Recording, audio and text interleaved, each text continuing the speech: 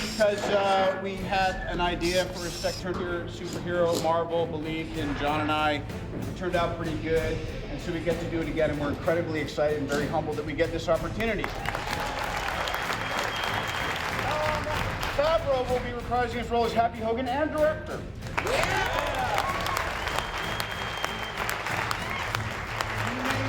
Occasionally acting like we're on the verge of performing sexual favors on each other and or like we're not speaking.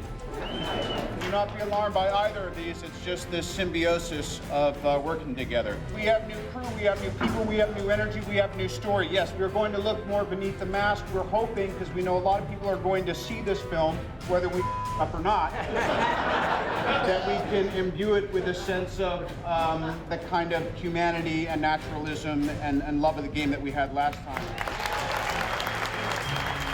So now we will commence shooting Iron Man 2. Yeah! There we go. No turning back now. Roll sound. Rolling! Lively! Sound speed. Hey, camera mark. Mark. Set, and background action, and action. Ever since Robert was announced as being Iron Man and Tony Stark, people really dug the idea, at least in the fan world, who knew what Iron Man was. And I think people who didn't know who Iron Man was intrigued by anything Robert would be involved with. I think people were waiting for him to do the right project. When you have Iron Man portrayed by somebody like Robert Downey Jr., it's, you know, we got the intended result, which was an iconic film persona right from the first scene. And then the other cast fell into place very easily because people seem to like the idea of working with him and I together. John and I are kind of insane. We're really idiosyncratic, and we gave each other the freedom to say, you know, I'm really upset with you about what's happening here. Or John would be like, baby, what's wrong? Why are you angry all the time? Or whatever, you know. Am I gonna walk in the shot if I leave? You know why? Because I got the whole thing. I got the whole world in my hands. They love me. Give me those stars. The last one that's shown is actually Justin Hammer's character, and something goes terribly wrong, and it's very embarrassing for him. And so people are going to be. We might want to get some people leaving and like to tell news outlets and things like that, or what the hell is going on. So we want to create chaos when it starts to happen. Maybe people are starting to get up, carrying out the blow-up dolls in the back. Favreau just really wanted somebody who could keep up with the verbal repartee that Downey has, and I'm just barely able to do that. I mean, Downey's very quick. We went at it a little bit in the Senate room. I love Iron Man, and I love Pete. Those are two things I'm a big fan of. Having Rockwell there was just great because he's so game, and he's not really intimidated by anything or anybody. Deal break, exactly. Touche. I'm on your side, pal. There's something that can be a little off-putting about it because he's just incredibly confident. And I thought, well, then if there's someone who's going to try to sway public opinion away from Tony, that I'll just say Sam Rockwell is the guy. Go ahead, do the thing. But I'm on your side, man. I'm working for you.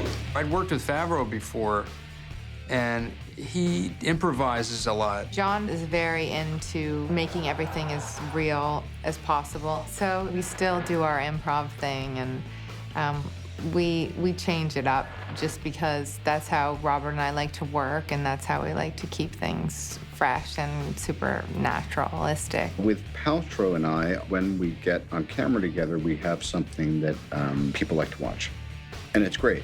I like to encourage a lot of improvisation on the set. You know, when you're working with Robert, Robert's very quick, unpredictable. I knew from Gary's work and from knowing him for so long that he was so quick and could hang in there, and I knew something explosive would happen. You know, let's not use that kind of language, if you don't mind, in front of the American people, Mr. Stark. I want to say you to you.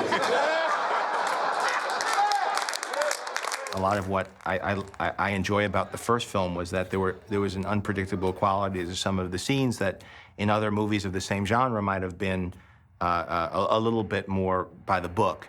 And I knew we were going to have to cut loose in this scene and have it go a little crazy and a little Marx Brothers, and while still maintaining the stakes and reality. And so when Gary said he wanted to do it, it was really exciting for me because I knew that I would, as a fan, just love to be there and watch take after take. We would run it a couple times, and then we'd approach the bench, and then Shandling would have these other directions. And don't pull that doll out again.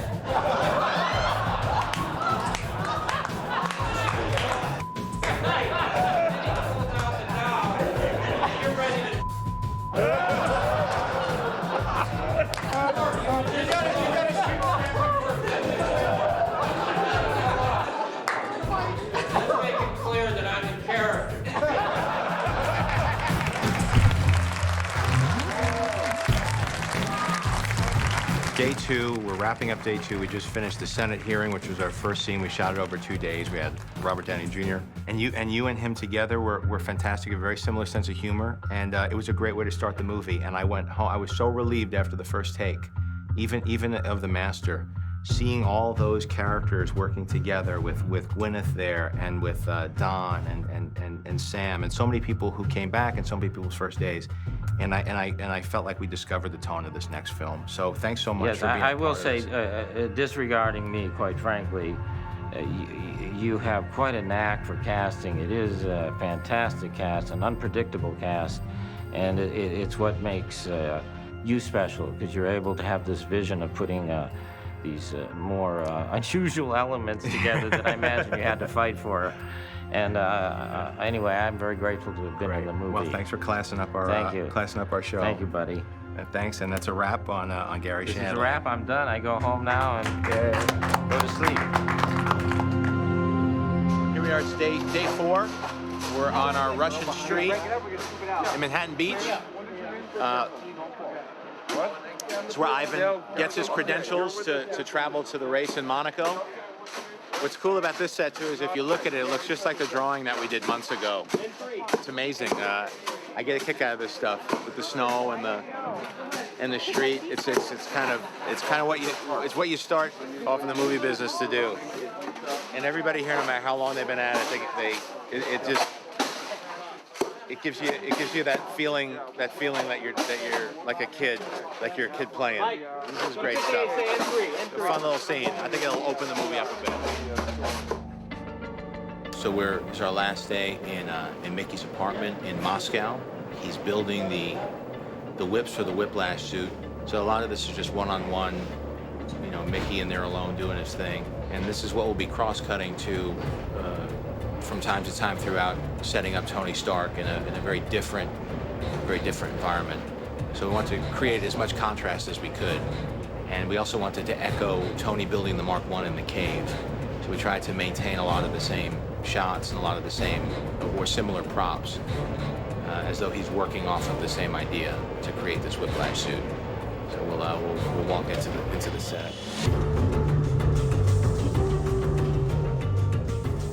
Area where he built the RT. It's not really dressed right now, but you get the idea. The monitor's going. And right now they're rigging up where he's building the whip on the other side. The guys from Legacy who built the whips and the Whiplash suit are now rigging up pieces of the suit on the bench. Could we ramp the LEDs up? You could probably ramp the LEDs up.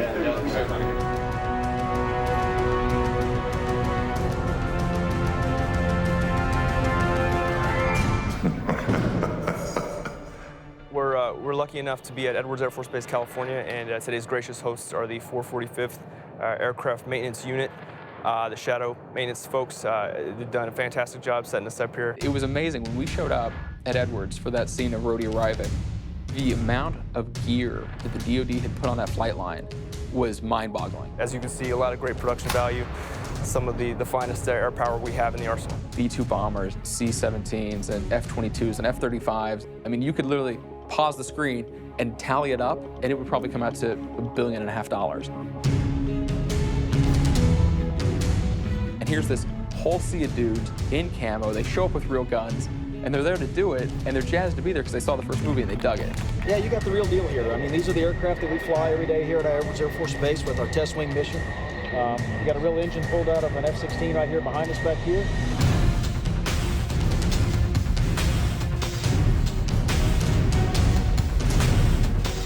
So this is the piece that you saw in the shop earlier. We spent another 2 weeks on this, just kind of putting in all the final little wires and hoses and so on, making all the final connections.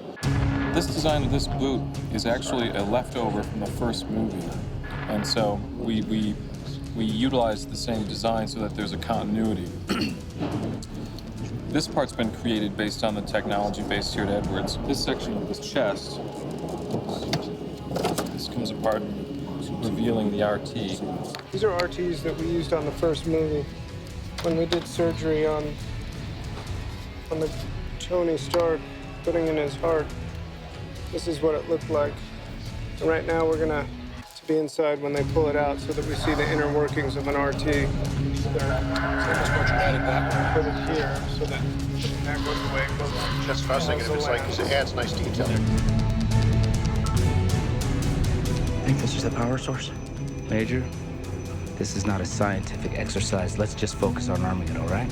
We're out at Edwards Air Force Base, one of my favorite scenes in the film. This was one of the scenes we wanted to do, and then we carded these weapons, and I switched up the weapons, and you know, Justin wrote out descriptions for each of them, I think, the night before. It was an unfair trick on Sam because he basically just, there's no way that he could just pound those lines into his head in the short amount of time that we had to give him to him. If you've just written something, the only way to get it done is have someone send it down a wire to you. I got new dialogue thrown at me, quite a bit of it, and stuff that was very technical. I was talking about guns, and so I had to use a device that's an earwig and it's put in your ear and your prompted lines as you're doing the take. At first, I had the guns guy prompting me the technical stuff, and I realized that I needed like an actor. So it was more about timing. Flashbangs. Because Thoreau is the writer, Justin Thoreau is also an actor and a really talented one. And also, we have a rapport. I've known him for years. It was kind of fun because they really got playful. So as I was giving direction, he was reacting to Rhodey, who wasn't saying much. It was really him interacting with Justin, and then me feeding Justin things, and Justin feeding him things, and him coming up with stuff, and then Rockwell accentuating that. This is the torso taker, powder maker, 223 caliber. Our boy's in uniform called Uncle Gazpacho and Puff the Magic Dragon. It's an FNF. I'm gonna take you ballroom dancing. Put your tap shoes on. Blow through it. No weight on it. All right. This is an FN 2000. Bullpup design, 22.3 caliber, M16 Thoreau is a real student of the game. So by the time you're talking about Iron Man, he's basically looking at the history of tech in the collective unconscious. He's just that kind of guy. You can't just all of a sudden have, you know, a gun and this and the missiles and you have to really pay attention and give that its due. I had a list of the weapons, and I was off camera, and I had a microphone, and I was feeding him what the weapons were as he was picking them up. We got into a rhythm. Once we got into the rhythm, it was great, but man, it took a while. Because there was so much technical information, and they were real guns, so you had to kind of get it right. You didn't want to seem like an idiot. And so we just kept shooting different sizes and featuring the guns and laying them on the table. But I like the Puff the Magic, I'll tell him. Puff the Magic Dragon. It was just such a fun way to set up what this War Machine suit would be. The three of us in combination cooked up a pretty fun scene, you know? It was like the three heads were able to put our heads together, literally, before each take. It came out to be this perfect storm of writing, acting, props, shooting, everything, directing, you know, so it just crystallized. You want some tanks? I got tanks. I got an Apache longbow. Gun.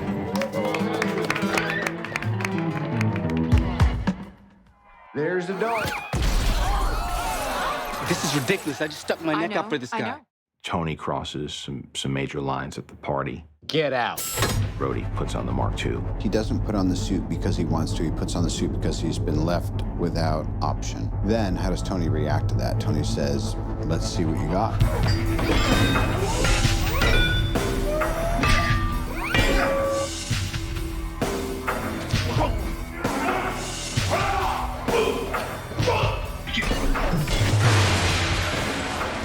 Two different kinds of mocap, really. And one is the fight choreography and the stunt choreography. actually having sensors that were recording physical body information into the computer. 2 is they used a version of a motion capture suit that isn't hooked up with sensors but tracking marks. One of the reasons why we have them in the suit is so we can put them into the scene, so they can see the way the light falls, because ultimately they're going to have to match that with all the digital work. The house fight between Tony Stark and Rhodey. They end up fighting like brothers, tearing the house apart, which is great. I think that there were moments of real grace and poise in the midst of all this horsing around, because when it comes down to using his thing, it's like a pilot who knows how to, you drop it, he's got it. He's got it, you could do flick turns and stuff like that. You're just really, really good with the suit. So even though you're horsing around, there's still those moments where it's a little intimidating and scary. They get kind of tangled together and they blast through the living room into the gym. So right now we're just testing the aftermath of that. They start fighting in the gym and he knocks him into the ring. 3, 2, 1, go! Sometimes depending on the distance, you use you can have actual people jumping off or something mechanical. We have 2 types of rigs here that we're marrying up. We're using one that's making him jump straight up and down. And then we have another system that's going to be bringing him into the ring here. What you see over there is 2 guys that are going to initiate his trajectory. I'm going to be standing over here with the rope, basically just pull him straight up and down. 1, go! Sean is on a pneumatic rig, which is sitting behind the screen here. He has a button that will set that off. And with the timing of the actors, he will push that button and pneumatically fly Keontae, who's playing War Machine. 3, 2, 1. There you have it.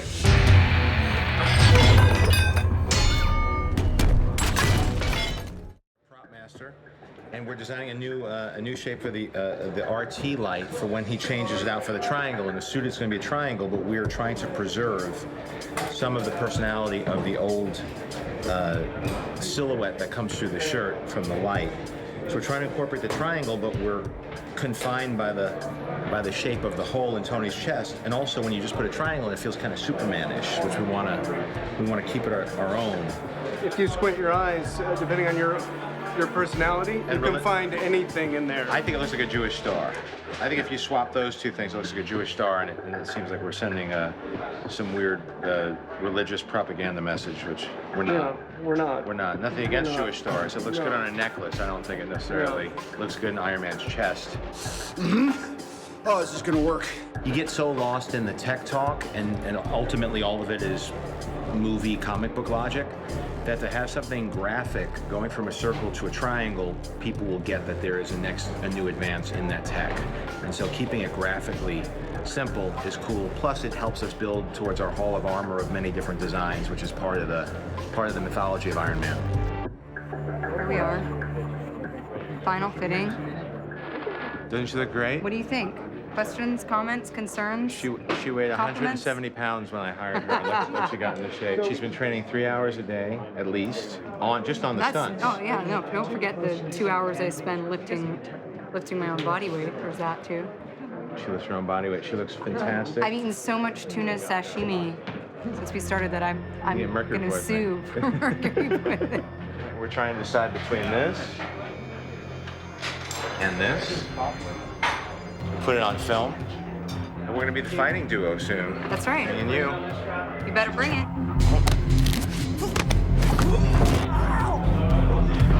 Hi, I'm Heidi. I'm Scarlett's stunt double. We've been working with her on this move for a couple weeks now, and she's actually gonna maybe be able to perform it today.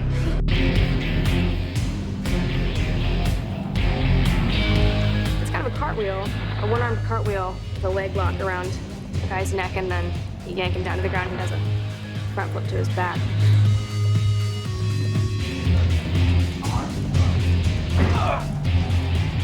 Scarlett works so hard, and she's picked up so many of the moves. In fact, she can do the beginning intro into this, and she also can finish the end flop down. Oh my God! Happy, are you all right? What'd you just do? Sorry about that. It was just You just got served, Happy. Day 44 in the garage, our last day in the garage. Tony's trashed his place, and he's forging the new element using components that he brought in from Stark Industries. With the exception of a few pickup shots in here, we're pretty much done with this set. We're gonna leave it standing because as we finish the film, the workshop always comes in handy, so we're not gonna tear it down just yet. But we're about to move on to Monaco. We shot with second unit at Monte Carlo, and we're gonna try to make the plates that we shot overseas match with what we've built here. So I've never done anything like it. I'm looking forward to it. It should be fun. It's been storyboarded, pre-vised, animatic. Hopefully it'll be the fun mid-act set piece of our film.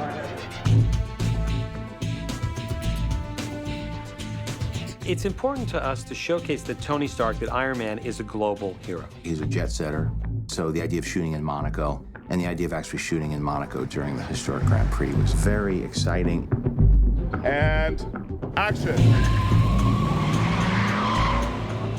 Et que quand on fasse le plan avec la Silverado, je laisserai bloquer. Monaco, to me, encapsulates all of Tony's worldly endeavors and also a passion of his, which is racing. The historic race at Monaco has the best of the Formula One cars. The cars all have about 500 horsepower, driven by the owner-drivers who are Tony Stark type of characters with a fairly high level of wealth.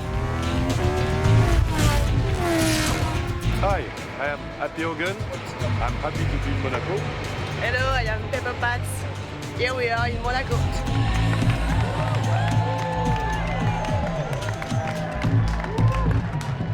3, 2, 1, go. It's our first day of shooting here in Monaco. We had to close off a certain section of the circuit and run all of our vehicles through to mimic the movements of both the race cars, the Stark car, as well as Happy and Pepper in the Rolls Royce as they come to help Tony save the day. 400-meter mark. See where the gap is? Yeah. No barrier? Yeah. Right there is where it should happen.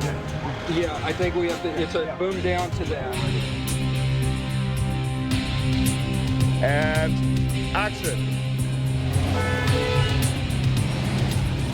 It's a combination of empty plates, sort of cars driving with cameras down the street, into which we'll add digital race cars of Tony racing, background plates to put behind people, just to make it feel like we're actually in Monaco. And then we'll combine that with other material we shoot in sets in LA that are also built to replicate this environment. To make it look as if the entire fight and all of the actors were here in Monaco, whereas they actually weren't. All of their work is shot in Downey, California.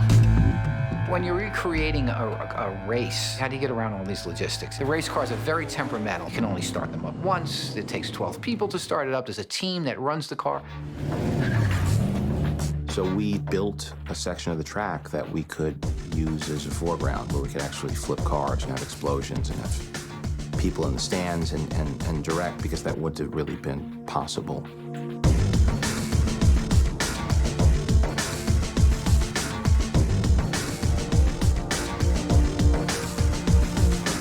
We built that track in Downey, which is a place that we shot the first film, and it's a film-friendly studio with a lot of outdoor space. So we're building a large-size set with an enormous green screen.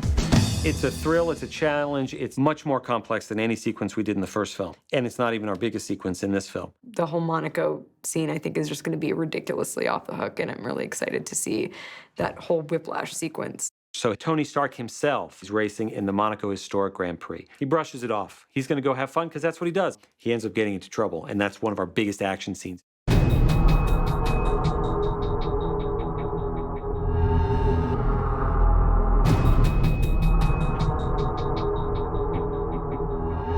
We premiere Whiplash in the first version of his suit. He gets Tony while he's vulnerable on the track. I just thought it was interesting. Somebody who's willing to attack you in one of the most, it's like at the Super Bowl. You know what I mean? It's like the European Super Bowl. The idea of in Monaco, during a race, guys cutting the cars in half, a suitcase suit pops on, that's the fight. You would step from your right lead back, pull, there. Timing and timing. Get that guy. We did whip training. We used bull whips, and then we got to where we could do certain things with the bull whips, you know, which is hard with two hands to coordinate it.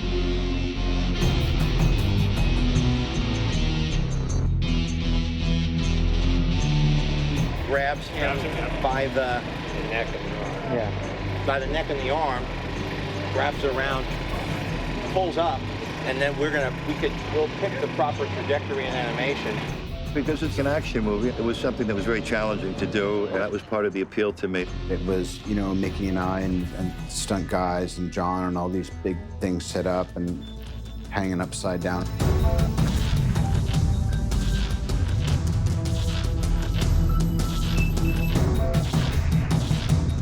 So I'm coming up around here. Yeah. And I'll do that. You're not in the scene! Back it up, John! Back it up! You're on my balls, man. You're killing me. Yeah, back it up. I got the wrong pages. I got the wrong pages. I don't have the whips. I don't have anything. Back it up. Back it up. With the cars blowing up and flipping in the air, it would be so easy to say, let's just do that as a digital car. What we did is Dan Sudik, who's our special effects person, came up with a way to catapult cars in the air, flip them, they blow up. It's always nice to mix the practical with the digital. So when we do the planning of the scenes, we always try to figure out what can be done practically to mix with the digital so that it has a better look to the film. We actually built 17 race cars. Some with smoke that gets ejected onto the tires at certain points down the track, so it looks like the tires are locked up. So that's what some of these tubes are. These are our cannons. They'll shoot a 6-inch pole out onto the ground, launching the car into the air. We started months ago. We started probably in January, figuring out the shots, figuring out the track system, you know, doing the math on all the gags, doing some testing, photographing some testing, getting it approved by the director, and that led us to this point here. These cars are really being flipped in the air, tumbling down the track, a quarter-mile track, exploding, and the actors in the scene. It's on a ratchet, so we're going to pull it with a pneumatic device based on the position of the other car in front of it. It's one of those things where we know the acceleration, and we have to calculate the deceleration so that we don't launch the cameras off and ruin the film.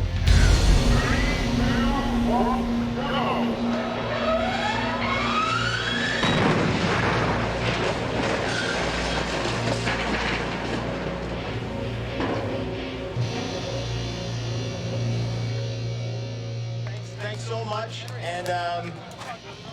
and also thanks for putting up with these conditions and all that running and the energy in the sun, and I know what it's like, I get it, and I know how hard it is to do what you're doing, so thank you so much. I want to thank the crew also for killing it today.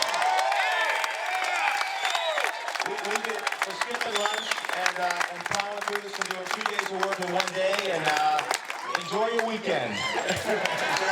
It's day 30. We're here in Van Nuys Airport, but it's playing as France. This is Justin Hammer's corporate jet.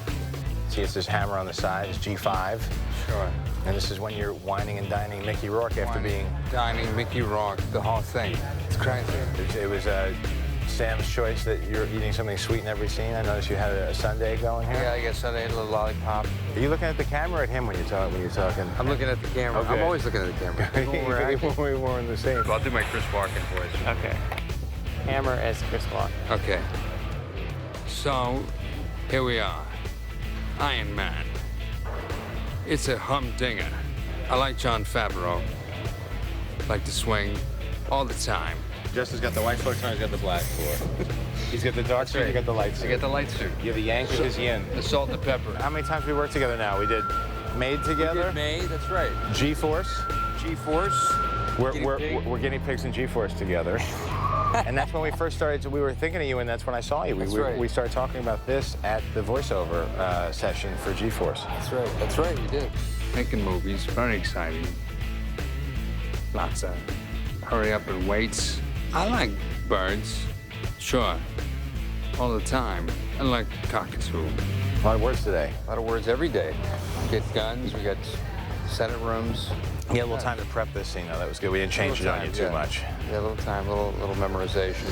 It would be nice to give you a little more time with the words. But things change a lot around here. Yeah. Everything we shoot, it changes everything else. Everything's changing. But we're gonna try to keep your stuff pretty intact so that you could prepare and dig into it. I'm changing my sexual preference on this movie. Everything's changing. Nuts. Everything's up for grabs. I want to get crazy with the cockatoo. We can roll around, get a bird. First day working with Mickey, what'd you think? Great. I love Mickey. He got a kick out of you. Yeah, he was awesome. Yeah. I liked him a lot, actually. He's like, who is this guy? He's good. I said, yeah, he's good. And that's it. One day here, in and out, pretty good. It's on. It's on. Cut. We're setting up here for the Black Widow hallway sequence. This is where she takes out 12 guards and John fights one guard. Scarlett and John come through the front door, and this is Hammer Industries. As they come through the front door, they meet up with a guard. John starts fighting. I get to fight a little bit, that is true. I did train, and I got to fight. It was fun.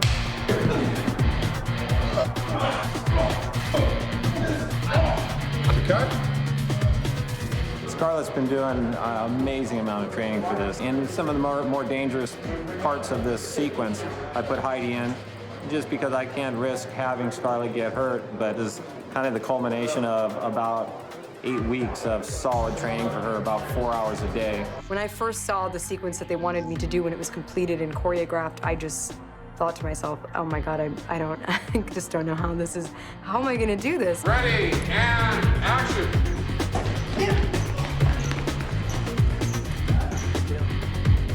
This right here, what you're seeing, is the highlight in the film for her, where we're really showing all of Scarlett's talents. Tommy Harper combined a lot of different fighting styles, and she was game for learning it all. I wanted to know what it feels like to hurdle over giant bodyguards and do all kinds of flippy things and whatever, all of that stuff.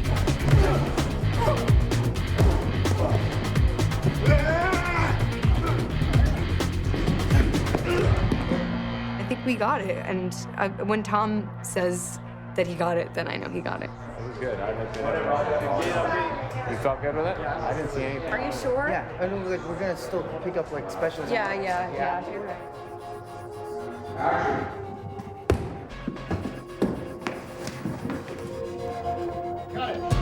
Are the guns in a weird place? There. Action! Cut. One more, right away. There. Is that helping? That does help. Man, I'm trying to make her badass, man. She's too sweet.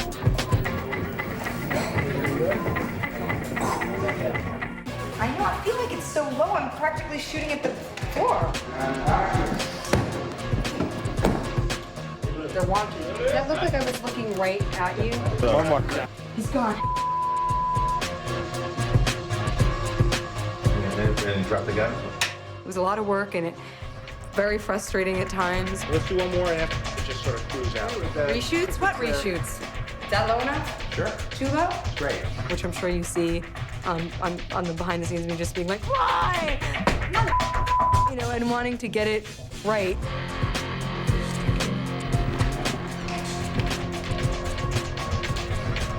Ready, and action!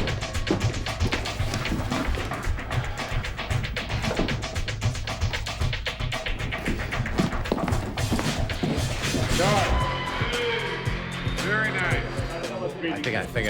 I felt electricity in the room. I felt good. Sometimes it's one shot that makes you start thinking Marilyn Monroe with the subway. That's nice. That I like that grabbing that zoom and him having trouble holding him in the zoom. All that's fun. So let's look at it. Let's look at it from the beginning. Visual effects is one of those areas where it takes a lot of work to get it right. I let those guys off the leash, and the ideas just poured forth. They're just torrent of ideas coming at you with such enthusiasm, and they would say, dude, make sound effects, and then this happens, and I'm shooting, and this explodes up, and it was just great. And I would just be charmed by it. I mean, yes, we'll do it. And everybody would say, how are we gonna do that? I was like, then we'll figure it out. We're not gonna do all of it. From the first film, it's been very important to John and to us that we don't just make everything CG just to make it CG. As good as we are in the computer graphics world, you always look at a practical reference so you can either match it or augmentate it. Dan Sudik threw real race cars around. We had real fire, real explosions. So all these decisions are being made. It's a process that takes you even through post. Everything is a rush. It doesn't matter how many months you give us, we're always sort of trying to beat the clock. A lot of ideas that would work great in 2D animated environment As you go to 3D and previs, the ideas that seem right stick and the ones fall away that don't. And then you start to see that there's certain adjustments that have to be made, but the spark and the core and the inspired ideas, try to really nurture that and preserve that. And I will continue to as we go through post-production. We're up against it schedule-wise. We've given ourselves less time on this film than we did last time. It's a much more ambitious project. And this was part of the fear that I had when we had started so late. Less than 2 years to do this, to come up with the story, set it up, prep it, film it, cut it, and do all the finishing touches. It's no excuse. We're gonna have to do a great film, but it does put everybody under a tremendous amount of stress. It was ambitious to begin with, and now we've got to knock it into overdrive. So there's gonna be a lot of people not sleeping. Hundreds of people not sleeping.